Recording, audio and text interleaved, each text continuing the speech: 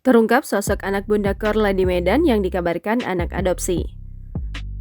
Sosok anak Bunda Korla tengah heboh jadi sorotan, sempat jadi misteri, akhirnya nama anak Bunda Korla terungkap. Seperti diketahui, kedatangan Bunda Korla ke Indonesia belakangan ini hangat menjadi perbincangan. Bahkan sejumlah nama turut serta mengomentari selebgram yang ngetop belakangan ini. Tak hanya itu, soal jenis kelamin Bunda Korla kini masih banyak menjadi pertanyaan warganet.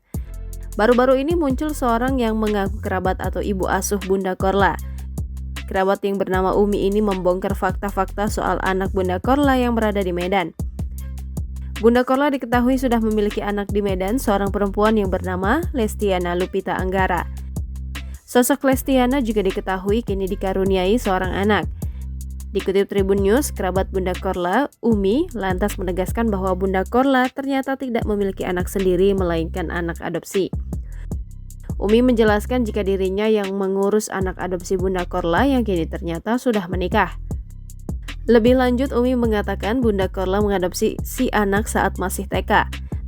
Tak hanya itu, Umi juga menjelaskan bahwa Bunda Korla memang sempat menikah dengan seorang laki-laki asal Prancis bernama Oliver. Bahkan hal yang lebih mengejutkan lagi, menurut pengakuan Umi, bahwa Bunda Korla sebenarnya bukanlah perempuan tulen, melainkan sosok pria. Ia mengakui jika Bunda Korla sebenarnya sudah lama menjalani operasi di Thailand. Bagi wanita parubaya itu, Bunda Korla sudah melakukan operasi sejak tahun 80-an. Menurut Umi, kini Bunda Korla sudah resmi menjadi perempuan.